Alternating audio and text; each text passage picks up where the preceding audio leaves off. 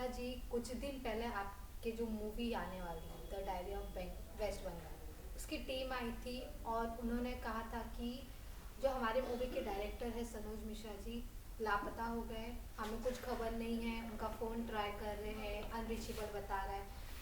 क्या कुछ हुआ था, कहाँ गए थे आप, और फाइनली अब आप आ गए हैं, आप हमारे सामने बैठे हैं। साक्षी जी नमस्कार। और सबको मैं धन्यवाद देना चाहूँगा, सबको प्रणाम करना चाहूँगा। मैं सनोज मिश्रा पिछले 30 सालों से बॉलीवुड में एज ए लेखक निर्देशक काम कर रहा हूँ और इधर 3-4 फिल्में मैंने एज ए प्रोड्यूसर भी काम किया, जिसमें ये भी मेरी फिल्म है the diary of West Bengal, जिसमें मैं भी एक प्रोड्यूसर हूँ। जैसे आपने कहा कि मैं गायब हो गया था और हमारी टीम ने आके बताया कि वो गायब हैं और फिर मैं आज आपके सामने हूँ। इसके पीछे जो मैंने कहानी लिखी है अपनी फिल्म की, वो कहानी लिखने में मुझे 1.5 साल लगे। लेकिन ये जो ड्रामा हुआ अभी हमारी लाइफ में, ये सिर्फ 15 दिन के अंदर हुआ। जब मुझे बंगाल पुलिस ने बुलाया और मैं वहाँ गया, मुझे लगा कि मुझे वहाँ पर एक तरह से जाल में फंसाया जा रहा है, क्योंकि मैं तो अपने वकील से मिलने गया था कि मैं पुलिस के बजाय न्यायालय में जाऊंगा, वहाँ से अपने में ज़मानत करा लूँगा और फिर जो केस चलेगा देखेंगे उसके बारे में। लेकिन जब मुझे लगा कि मैं एक जाल में फंस चुका हूँ, अब उस जाल में फंसाने वाले कौन से लोग थे वो तो जांच एजेंसियाँ अभी तय करेंगी। क्योंकि मैं बंगाल गया पुलिस के बुलावे पर, जिसमें मुझे 12 तारीख का एक नोटिस आया था, इसके बाद एक 18 तारीख का नोटिस आया था और मैं 14 तारीख की शाम को पहुंचा और 15 तारीख जिस दिन स्वतंत्रता दिवस था, उस दिन मैं बंगाल में चूँकि मेरे लॉयर ने भी मुझे मिलने से लिए मिले और उसके बाद बोला कि थोड़ा सा आज चूँकि फेस्टिवल है तो कल हम लोग इस बारे में बात करते हैं। और उसके बाद जब मैं माँ काली के दर्शन करने के लिए चला गया, वहाँ पर मुझे लगा कि मुझे अपने जो मेरे अधिवक्ता हैं, मेरे जो अपने लॉयर हैं, उनसे भी एक बार बात करनी चाहिए। और हमारे यहाँ के जो लॉयर हैं, जो बड़े लेवल के लोग हैं, वो लोग जब तक नंबर सेव नहीं होता तो वो लोग फ़ोन नहीं उठाते। तो मैंने अपना जो नंबर बेसिक नंबर था वो मैंने ऑन किया और मुझे लगा कि उनसे बात करनी चाहिए। मैंने उनसे करीब 20-25 मिनट की जो भी था बातचीत, वो दायरा मेरा था, मैंने बातचीत की और फ़ोन रखते रखते ही वहाँ पर घेर लिया गया। अब आप ये सोचिए कि अगर आप किसी ऐसी जगह पर जहाँ पर आपको जाने से भी डर लगता हो और जहाँ की पुलिस, जहाँ का एडमिनिस्ट्रेशन आज की तारीख में पूरी दुनिया जिस पर थूक रही है, अगर आप उनके बीच में फंसेंगे तो आप क्या सोचेंगे? आदमी जान बचाने के लिए तो भागेगा। मैंने वो सारे जतन किए जिससे मैं अपने आप को सेव कर सकूं। सबसे पहले मुझे लगा कि मेरा मोबाइल, जिसकी वजह से मुझे यहाँ पर एक तरह से देखा जाए तो मुझे फाइंड आउट किया गया है, तो मुझे मोबाइल साइड करना चाहिए। अब मेरे पास इतना समय नहीं था कि मैं सिम निकालूं, पिन डालूं, उसमें से फिर ऑफ करूं, क्योंकि मैं जब लेफ़्ट साइड से निकला उस भीड़ से तो वहाँ पर मेरे पीछे भी कुछ लोग आ रहे थे और मैंने अपना फ़ोन डस्टबिन में डाल दिया, क्योंकि मुझे लगा कि इसकी वजह से मैं प्रॉब्लम में आ सकता हूँ। और उसके बाद मैं बंगाल से सीधा बनारस आ गया, बिकॉज ऑफ, क्योंकि बनारस मेरे लिए सबसे वो अच्छी जगह है जहाँ पर मैं जाके अपने भगवान से, अपने महादेव से और जो मेरे आराध्य हैं उनसे अपनी बात मैं कह सकता हूँ। क्योंकि हमारे साथ भी ऐसे लोग थे, हमारी टीम में ऐसे लोग थे जो चाहते थे कि मैं मीडिया में न कभी आऊँ। अगर मैं बाहर आता हूँ तो लोग, मीडिया के लोग मेरे सामने खड़े हो जाएंगे। अगर मैं बंगाल में रहता हूँ तो वहाँ बंगाल की, आप जो प्रॉब्लम मैंने बताई कि वो पुलिस वाले थे, गुंडे थे, पॉलिटिकल पार्टी से रिलेटेड थे, कौन थे वो लोग, ये तो जांच के बाद पता चलेगा। लेकिन फ़िलहाल मैंने वही किया जो एक आम इंसान करता है अपने आप को प्रोटेक्ट करने के लिए, और मैं वहाँ से बनारस आ गया। और मुझे लगा कि जब तक मेरी फिल्म अब रिलीज़ नहीं हो जाएगी, क्योंकि थिएटर रिलीज़ के लिए सारी चीज़ें सेट हो चुकी थी, और मुझे लगा कि अब मेरे लिए सबसे सूटेबल जगह यही है और मैं यहीं रहूँगा। मैं बनारस में रहूँगा बाबा विश्वनाथ की शरण में, और 30 तारीख के बाद में लोगों के बीच में आऊँगा। That's it. लेकिन आपने फिर वेस्ट बंगाल में जाके एफआईआर नहीं कंप्लेन किया, उधर की पुलिस क्या रिस्पॉन्स की आपके साथ, कि आपके साथ ऐसा अब आप ये सोचिए कि मैं वहाँ पर जाकर कौन सी एफआईआर लिखाऊं? डाकुओं के बीच में जाकर मैं चोरी की रिपोर्ट लिखाऊं क्या?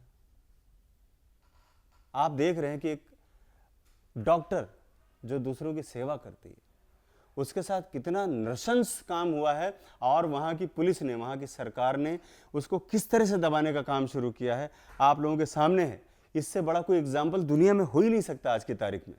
मैं तो अपनी बातें बड़ी छोटी की है, ये बहुत बड़ी बड़ी बातें हैं जो आज समाज में आप लोगों के सामने आ रही हैं। आप लोग देख रहे हैं किस तरह से एक पीड़िता को, जिसके साथ मेरे ख्याल से मैंने अभी तक जो मेरी 50 साल की एज है, इस साल में जितने मैंने देखा, इतना नृशंस मैंने कोई कांड नहीं देखा जिसको लेकर सरकार ने दबाने की पूरी तरह से कोशिश की, पुलिस ने पूरी तरह से दबाने की कोशिश की। उस पुलिस के सामने जाके मैं क्या बोलूँगा? मैं अपनी बात रखूँगी कि भैया मैं सही हूँ, आप मुझे सेव करो, मैंने मेरी फिल्म सेंसर से पास हो चुकी है, इसको रिलीज होने दो, मैंने कोई गुनाह नहीं किया फिल्म बना के, मैं क्या बोलता? आप बताओ मुझे। ये वो बंगाल पुलिस है जो किसी एक सरकारी नियंत्रण में काम करती है, उनकी भी मजबूरी है, उन्हें जो बताया जाता है उतने वो लोग करेंगे। That's it. लेकिन जब से ट्रेलर रिलीज हुआ है तो जो गवर्नमेंट के साइड से आपको क्या कुछ थ्रेट्स आए थे? पहले बोला गया होगा कि चेतावनी दी होगी, मतलब कुछ ना कुछ तो बोले होंगे उन्होंने। पिछले साल जब ट्रेलर लॉन्च हुआ उसी सब मुझे नोटिस आया कि आपने 8 धाराएं या 9 धाराएं थी जिसमें लिखा गया कि आपने सरकार को बदनाम करना चाहा, आपने ये किया, आपने वो किया, आपने वो किया। और उस दौरान आप सोचिए कि वो सारी चीज़ें सामने आ गई। जो मैंने शाहजहां शेख के बारे में अपने फिल्म को दिखाया वो सारी चीज़ें पहले ही सामने आ गई। जो बांग्लादेश के बारे में हमने दिखाया है वो सारी चीज़ें रिलीज होने से पहले ही आपके सामने हैं, जहां पर हिंदुओं के साथ वो अमानवीय कृत्य हो रहा है जिसके बारे में हम सोच भी नहीं सकते, क्योंकि वहाँ का मीडिया, इंटरनेट बंद है। हमें खाली वही खबरें मिल रही हैं जो हम कहीं कहीं से लीक हो जाती हैं, लेकिन अंदर क्या हो रहा है कुछ भी नहीं पता है। योगी जी ने अगर अपनी कल चिंता व्यक्त की है, वो चिंता मेरे पास 2.5 साल 3 साल पहले से थी। जब से मैंने इस फिल्म पे रिसर्च करना शुरू किया, जब से मैंने इस पर काम करना शुरू किया, तो मुझे लगा कि जो 27% हिंदू उस देश में थे, आज घटकर 5, 7, 2% कैसे हो गए वो? ये कहानी उन लोगों की थी जो घट गए, जो खत्म हो गए वहां से, उनका क्या हुआ? ये वो कहानी है हमारी फिल्म की, जिसको कोई भी सेकुलर पार्टी, कोई भी सरकार, कोई भी इस तरह की चीज़ जो वोट बैंक की पॉलिटिक्स करते वो नहीं आने देना चाहते हैं, ताकि लोगों में ऐसा भ्रम बना रहे कि हम सब एक हैं। हम सब एक हैं, नो डाउट एक हैं, लेकिन वहाँ तक एक हैं जहाँ तक हम इंसानियत की बात करें, जहाँ पर अमानवीय कृत्य होते हों और उसको भी सरकार दबाएगी, वहाँ पर हम कहाँ से एक हैं? ये कौन सी पॉलिटिक्स है जो एक औरत, एक लेडी डॉक्टर जो लोगों की सेवा करती है, उससे कौन सी इतनी बड़ी अपराध हो गई थी? कितना जघन्य अपराध उसके साथ किया और सरकार ने उसको दबाने की कोशिश की। आप सोचिए, अगर मैं वहाँ जाकर अपनी रिपोर्ट लिखाऊं कि साहब हमारे साथ ऐसा हो गया, तो मेरे साथ वो लोग क्या करेंगे? लेकिन आपको ऐसा लगता है कि अब ऐसा पिक्चर में सच्चाई दिखाना भी कहीं ना कहीं अपराध होते जा रहा है, क्योंकि हम ही अपराधी बन जाते हैं? बिल्कुल है। आज की तारीख में आप पूरा रिकॉर्ड उठा के देख लो, आज तक किसी फिल्म निर्माता ने, निर्देशक ने, न्यूज़ चैनल ने कोई 2 मिनट का भी अगर डॉक्यूमेंट्री भी बनाया हो कि यहाँ पर वोट बैंक की पॉलिटिक्स होती है, यहाँ पर ये होता है, तो अब मुझे बताइए कोई एक ऐसा आदमी हो। इवन कि जब मेरा ट्रेलर लॉन्च हुआ और उसके सपोर्ट में जो लोग आ गए कि भाई ये बात सही बोल रहा है, उनके ऊपर भी बंगाल सरकार ने केस दर्ज किया। आप इसे अंदाज़ा लगा सकते हैं कि ये लोकतांत्रिक बात तो नहीं हो सकती है, ये तानाशाही की बात है जो वहाँ की सरकार करना चाहती है। जो दीदी करना चाह रही है वो लोकतांत्रिक नहीं है। मैं दीदी से बड़ा स्पष्ट बोलना चाहूँगा, बड़ी रिस्पेक्ट है, क्योंकि आज की तारीख में देश में अगर कोई लेडी है सबसे स्ट्रांग तो हमारी दीदी है, ममता जी। मैं उनको ये कहना चाहूँगा कि दीदी, जिस वोट बैंक के लिए आप काम कर रही हो, अगर कल वहाँ पर कोई बड़ा मुस्लिम लीडर खड़ा हो जाएगा तो आपको भी बंगाल छोड़कर वैसे ही भागना पड़ेगा जैसे अभी ये शेख बांग्लादेश से भागकर वहाँ की शेख हसीना जी आई हैं। आपको भी आके यूपी में बाबा के यहाँ शरण लेनी पड़ेगी। जैसे आपने मुर्शिदाबाद में एक किसी पठान को खड़ा किया, वहाँ के सबसे लोकप्रिय नेता को आपने हरा दिया बिकॉज ऑफ, क्योंकि वो मुस्लिम था। तो ये मुस्लिम वोट बैंक की जो राजनीति है, जो पॉलिटिक्स है, ये बहुत गंदी है। आप भारत की राजनीति कीजिए, आप समाज की बात कीजिए, आप सबको साथ में लेकर के बात कीजिए ना। आप अगर जिस रास्ते पर आप चल रही हैं, कितने दिन आप सत्ता संभालेंगी? नहीं संभाल पाएंगी। जिस दिन बहुमत होगा उस दिन आप बाहर हो जाएंगी। मैं आपको अभी लिख के दे रहा हूँ। लेकिन फिर भी अगर बात करें उधर की दीदी की, उन्होंने भी जो अभी केस हुआ है वेस्ट बंगाल में, उसके खिलाफ उन्होंने प्रधानमंत्री ओफो भाई, बहुत बड़ी बात हो गई। ये तो वही हो गया कि अपने आप के बचाव के लिए हम क्या ना कर लें। जब शासन आपका है, सत्ता आपकी है, एडमिनिस्ट्रेशन आपका है, पुलिस आपकी है, तो ये तो आप नाटक कर रही हो, नौटंकी, लोगों को दिखाने के लिए कि हमारी सिंपैथी है महिला के साथ, हमारी सिंपैथी इन चीज़ों के साथ। ये बिल्कुल ही गलत और निहायत ही बेवकूफ़ी वाली चीज़ें हैं। अगर ऐसा होता तो रातों रात पुलिस ले जाकर उसको दाह संस्कार नहीं कर देती। अगर इतनी सेंसिटिव सरकार होती और दीदी इतना अगर महिलाओं के बारे में सोचती तो मैं, अगर ये बात मैं 100 बार बोलूँगा, चाहे मुझे फांसी पर चढ़ा दिया जाए। जब आप उधर पिक्चर बना रहे थे तो हम जानना चाहेंगे कि अभी स्थिति, जब आप मूवी बनाते तब वेस्ट बंगाल की स्थिति कैसी थी, उधर के लोग कैसे थे, उधर जो आपने कट्टरपंथी दिखाया, कट्टरपंथी मुसलमान ऐसे वगैरह, तब वहाँ का जो, देखिए, हमारी जो फिल्म का विषय था वो बहुत बड़ा विषय है, छोटा विषय है ही नहीं, और इस विषय को लेकर वहाँ की सरकार परेशान है।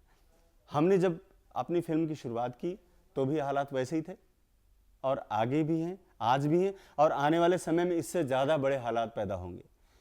क्योंकि जिस रास्ते पर हम लोग जा रहे हैं, जिस रास्ते पर हमारा देश बंगाल की तरफ से जा रहा है, वो आने वाला समय बहुत ही खतरनाक है। और इस बारे में अगर आपको जानना समझना है तो आप वहाँ के जो बेसिक लोग हैं उनसे एक बार सोचिए, उनके बारे में समझिए। जहाँ पर 5-10 आदमी मर जाते हैं तो कोई न्यूज़ भी नहीं बनती। अगर कल को सनोज मिश्रा गया था, वहाँ से जान बचाकर नहीं भाग के आया होता तो मर ही तो जाता, और क्या होता। आज जैसे लोग बोल रहे हैं कि पब्लिसिटी स्टंट है ये, अगर पब्लिसिटी स्टंट है तो मैं तुमको क्या साबित करके बताऊं? मैं मर जाऊंगा तब आपको लगेगा कि नहीं पब्लिसिटी स्टंट नहीं था, और उसके बाद आप क्या करोगे? खाली एक दिन न्यूज़ चलाओगे और उसके बाद खत्म कर दोगे किस्सा।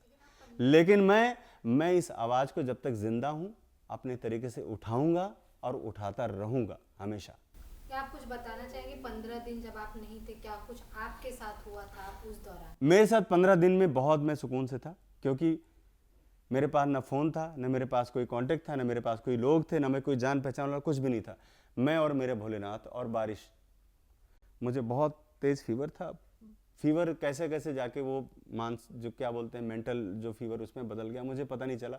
और मैं बीमार था, और मेरी दिनचर्या थी, मैं रोज़ सुबह उठकर झाड़ू लगाता था घाट पे, दोपहर में भंडारा, और शाम को फिर घाट पे सोना आरती के बाद। आपकी जान को खतरा आप बता रहे, वैसे कहीं ना कहीं आपके जो प्रोड्यूसर है या फिर आपके जो स्टार कास्ट है उनको भी कहीं ना कहीं अभी डर बस गया होगा। कोई ऐसा डर नहीं, मुझे तो नहीं लग रहा है, क्योंकि जब मैं ऐसी परिस्थितियों में था, वहाँ से आने के बाद जब मैंने महसूस किया तो पता चला कि वो लोग बड़े बड़े 5 स्टार होटलों में और वो लोग बड़ी बड़ी जगहों में जाकर अपना इंटरव्यूज़ कर रहे हैं, पार्टियां मना रहे हैं और अपने तरीके से चीज़ों को वो कर रहे हैं। उन्होंने कभी भी ये नहीं सोचा कि एक आदमी जिसने रूट्स है, जिसने इस फिल्म को जिया है, जिन्होंने इस फिल्म को लिखा है, बेसिक तरीके से काम किया है, रिसर्च किया है, और कई साल उन्होंने अपनी ज़िंदगी के दिए हैं, उनके बारे में भी एक श्रद्धांजलि के रूप में है कि भाई मर ही गए होंगे कहीं तो एक बार बोल दिया जाए।